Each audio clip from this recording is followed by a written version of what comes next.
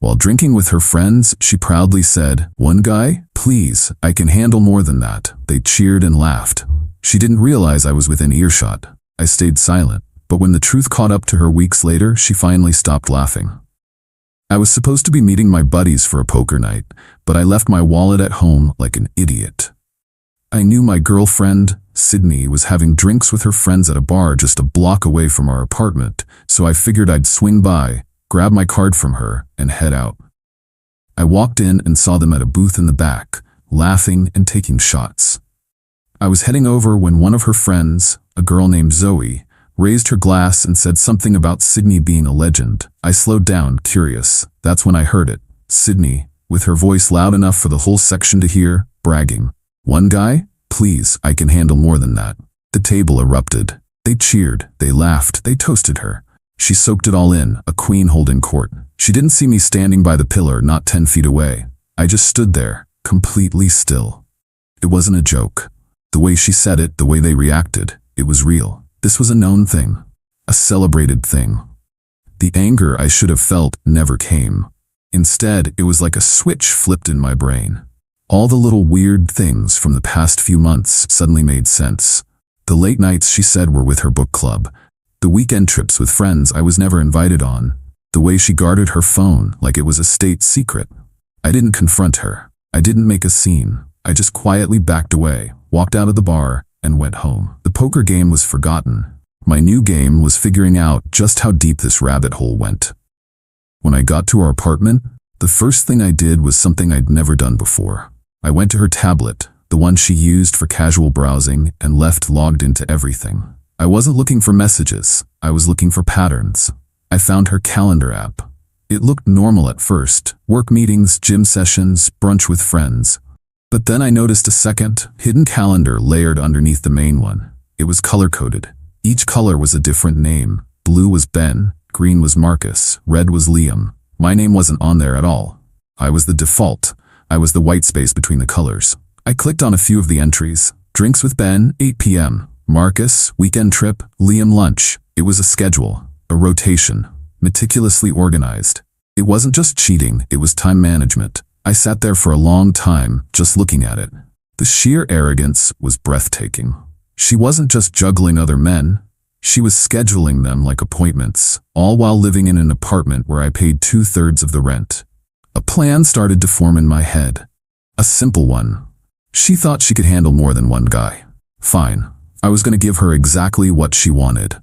I was going to put all of her guys in one room with her and watch her handle it. I took a picture of the calendar with my phone. Then I closed the tablet, put it back exactly where I found it, and went about my night. When she came home a few hours later, smelling like cheap tequila and perfume, she asked where I'd been. "Had to cancel on the guys," I said, not looking up from my book, feeling a little tired. "Oh, poor baby," she said, kissing the top of my head. "You work too hard." I just smiled. She had no idea how hard I was about to start working. Update 1. The first step in my plan was to learn everything I could about the names on the calendar. Ben, Marcus, and Liam. I needed to know who they were, what they did, and most importantly, what they looked like. Sydney's arrogance was my greatest tool. She was so confident in her system that she got sloppy. I started with her social media. She had me blocked from seeing her tagged photos, a red flag I had previously dismissed as her wanting privacy. I created a fake account, a generic profile of a girl in another city, and sent follow requests to her and all her friends. Within a day, Zoe and another one of her friends had accepted. Their accounts were public. It was like opening a door she had tried to lock. The tagged photos were a treasure trove. It took me less than an hour to put faces to the names. Ben was a guy from her yoga class, always in the background of her group pictures, always standing a little too close. Marcus was a slick-looking finance bro, tagged with her on a work trip to a ski resort a month ago, a trip she told me was with her female colleagues. Liam was a musician in a local band. She had dozens of pictures from his shows, always with captions about supporting local artists. I now had their full names and faces. A little more digging gave me their professions, their hobbies, and their social circles. They were all completely different types of guys, occupying separate orbits around her. They didn't know each other. They didn't know about me. Each one thought he was the special one, or at least one of a very select few. With this information, I started to lay the trap. Sydney's birthday was in 5 weeks. It was the perfect excuse. Every year she loved to throw a huge party, always insisting on planning it herself to make sure it was perfect. This year I was going to help. I brought it up one night over dinner. "Hey, we should start thinking about your birthday party," I said. "Let's do something big this year. You deserve it." She lit up. "I was thinking the same thing. Maybe we could rent out that private room at the Grove?" "Perfect," I said. "Let's make a guest list. I want to make sure we invite everyone important to you." Over the next week, we sat together on the couch, making the guest list. She'd name her friends, her family, her coworkers. I'd type them into a spreadsheet. Then I started my suggestions. "What about that guy from your yoga class? Ben, right? He seems cool. We should invite him." She froze for a second. "Oh, I don't know if he'd want to come. It's more of a close friends thing." "Nonsense," I said. "You guys hang out all the time. It would be rude not to. I'll grab his contact info from Zoe's page." I did the same for the others, using information I had gathered. "Hey, wasn't that guy Marcus on that ski trip with you? We should invite him and his work friends. Make it a real party. You should definitely invite Liam and his band. Maybe they'd even play a song for you. It would be epic." For each one, she had a moment of panic, a flash of fear in her eyes. But how could she say no? Refusing to invite these friends would be an admission of guilt. She was trapped by her own lies. By the end of the week, Ben, Marcus, and Liam were all on the official guest list for her birthday party. She had no choice but to send them the invitations. The next part of the plan was to sow the seeds of chaos. I needed to make sure that on the night of the party, each of these guys felt like they had a special claim to her. I started subtly dropping information to Sydney, knowing she would pass it on. "You know," I said one night, scrolling on my phone, "my cousin just got engaged. His girlfriend gave him this really nice watch as an engagement present. Pretty cool idea." 2 days later, I saw a charge on our shared credit card statement for a very expensive watch. I knew it wasn't for me. It was for one of them. She was marking her territory. I did the same with vacations. "My buddy just got back from a weekend trip to the coast with his girlfriend," I mentioned. "He said it was super romantic. We should do something like that soon." A week later, I overheard her on the phone, talking in a low voice about a surprise beach trip she was planning. She wasn't talking to me. I was building a narrative in each of their minds. Each one was being led to believe that he was on the verge of becoming the main guy. The watch, the planned trip, the constant attention, it was all designed to inflate their egos and their expectations. The final touch was the party itself. I took care of all the logistics. I booked the venue, I hired the DJ, and I arranged for an open bar. I wanted everyone loose and talkative. I also hired a photographer, a friend of a friend, telling him I wanted lots of candid shots of the night. "Capture all the little moments," I told him. The stage was set. The actors were all invited. The script was written by Sydney herself, a tangled mess of lies and half-truths. All I had to do was sit back and watch the premiere. Her birthday was going to be a night she would never ever forget. Update 2. The night of the party arrived. Sydney was a nervous wreck, but not for the reasons I knew. She was stressed about her dress, about the decorations, about whether enough people would show up. She was completely oblivious to the social minefield she had laid for herself. A minefield I was about to guide her through. She looked stunning, I'll give her that. She was wearing a sparkling dress that was designed to be the center of attention. As we walked into the private room at the Grove, I could see she was in her element.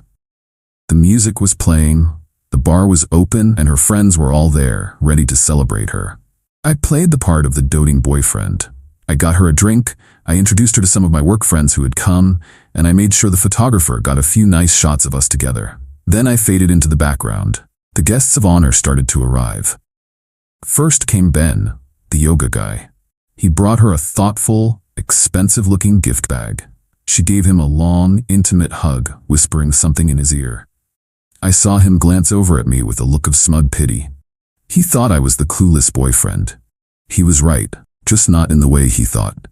Next came Liam, the musician. He was with his bandmates, all of them looking too cool for the room.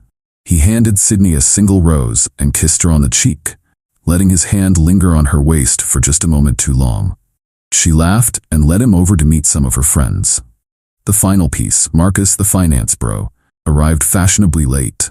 He was loud, confident, and carrying a bottle of champagne that probably cost more than my car payment. He didn't hug Sydney, he kissed her. A quick but definite kiss on the lips, right there in the middle of the room. I saw Ben's face tighten from across the bar. Liam, who was talking to a group nearby, stopped mid-sentence. Sydney, to her credit, was a master of chaos. She handled the moment with a panicked grace, laughing it off and quickly pulling Marcus into the crowd. But the seeds were planted. The three of them were now in the same room, and they had all seen each other's interactions with her. The air was thick with unspoken questions. My job for the rest of the night was to be a facilitator of awkwardness. I made a point of introducing them to each other. Ben, have you met Marcus? Marcus is a friend of Sydney's from her old work trip, I'd say, with a friendly smile. Ben and Sydney do yoga together. I'd watch them shake hands, their eyes sizing each other up, a silent battle of egos playing out in a handshake. I did the same with Liam. Liam, man, great to see you. This is Ben. He's a good friend of Sydney's. I was connecting the dots for them, drawing lines between the separate worlds Sydney had so carefully built. She kept trying to run interference, pulling them into different conversations, keeping them physically separated. It was like watching someone try to juggle chainsaws. The turning point came about 2 hours into the party. The open bar had done its job. Marcus, fueled by champagne and arrogance, decided to make his move. The DJ put on a slow song. Marcus walked straight up to Sydney, who was talking with Ben, and cut in. He pulled her onto the dance floor, his hands firmly on her hips. Ben was left standing there, looking furious. He walked over to the bar and ordered a double whiskey. Liam, who had been watching the whole thing from across the room, put down his beer and started walking towards the dance floor. I knew this was the moment. I found the photographer. Hey, I said. I think Sydney and her friend are about to have a really funny moment on the dance floor. You should get a shot of it. He nodded and aimed his camera. Liam tapped Marcus on the shoulder. Excuse me, man, he said, his voice tight. I think it's my turn. Marcus turned around, a smirk on his face. Sorry, pal. Find your own girl. She's not your girl, Liam shot back. Before it could escalate further, Ben was there, whiskey in hand. Actually, he said, his voice slurring slightly, I think both of you need to back off. Sydney and I have something special. The three of them were now standing in a circle on the dance floor, with Sydney in the middle, her face a mask of pure, unadulterated panic. The music had stopped. Everyone was watching. The photographer's flash was going off like a strobe light. Sydney looked around desperately, her eyes landing on me. She had a pleading look on her face, begging me to come and save her, to fix the mess she had created. I just stood there, by the bar, and raised my glass in a silent toast. She could handle more than one guy, after all. Now was her chance to prove it. Final update. The scene on the dance floor was the climax of a disaster movie Sydney had written, directed, and starred in. The three of them, Ben, Marcus, and Liam, started arguing, not yelling, but that tense, low-voiced arguing that's almost worse. Each one was staking his claim, revealing little details that contradicted the others. She's planning a trip to the coast with me next month, Marcus declared. That's funny, Ben countered, because she just bought me a $2,000 watch as an anniversary gift. Liam just laughed. An anniversary? We've been seeing each other for 6 months. She told me she was breaking up with her boring, long-term boyfriend. That boyfriend, of course, was me, and I was standing not 20 feet away. The whole room heard it. Every friend, every coworker. The silence was absolute. Sydney just stood in the middle of them, speechless. The web of lies was too tangled. There was no escape. She finally did the only thing she could. She burst into tears and ran out of the room, pushing past her friends who were staring in stunned silence. The party died a quick and awkward death after that.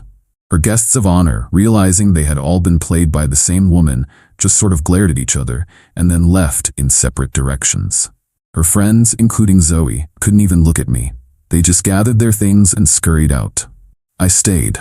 I paid the photographer, I tipped the bartender, and I thanked the hosts for a memorable evening.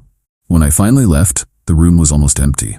I didn't go back to our apartment that night. I had already packed a bag and booked a hotel room. I knew the apartment would be the last place on earth I wanted to be. My phone started blowing up almost immediately. Dozens of texts and missed calls from Sydney. Voicemails that ranged from furious accusations to pathetic, sobbing apologies. I didn't listen to a single one. The next day, I went to the apartment to get my things. I had asked 2 of my biggest friends to come with me, just in case. Sydney was there, her eyes red and swollen. She tried to block the door. "We need to talk," she said. "No, we don't," I replied, moving past her. "I already heard everything I need to know. Your friends heard it. The whole world heard it." She followed me around the apartment as I packed, alternating between begging and blaming. She said I had humiliated her. She said I had ruined her life. "You did this, Sydney," I said, taping up a box. "You bragged about being able to handle multiple guys. All I did was get them all in the same room. I thought you'd be happy to have all your friends there for your birthday." The sarcasm was lost on her. She just kept crying, saying it was a mistake. It took me less than an hour to pack my essentials. As I was walking out the door for the last time, she asked me, her voice cracking, "What am I supposed to do now? The lease is in both our names. I can't afford this place by myself." I stopped in the doorway and looked back at her. "I guess you should have thought about that," I said. "Maybe Ben, Marcus, or Liam can help you out. Good luck." The fallout was total. I broke the lease on the apartment, which cost me a significant penalty, but it was worth every penny to sever that final tie. Sydney had to move back home with her parents. Her social life was a wasteland. The story of her birthday party became legendary in our circle. She was a punchline. Her friends, embarrassed by their own complicity, distanced themselves from her. Zoe apparently told a mutual friend that she was mortified and had no idea it was that serious. Ben, Marcus, and Liam all disappeared from her life, of course. I heard that Marcus and Ben actually had a very awkward conversation a few days later, as they worked in buildings that were close to each other. They compared notes and realized just how expertly she had been playing them. As for me, I got my own place, a smaller and cheaper apartment that was all mine. The peace is indescribable. I took some time for myself, reconnected with my own hobbies, and focused on my own life. About 2 months after the party, I ran into Sydney at a coffee shop. She looked tired and unhappy. She tried to talk to me, to apologize again. I just shook my head. "Sydney, I have nothing to say to you," I said, and I walked away. The revenge wasn't about the party. It was about the truth. She had built a life based on lies, and all I did was turn on the lights. She didn't just lose me. She lost the entire audience for her one-woman show. She bragged that she could handle more than one guy. In the end, she couldn't even handle herself.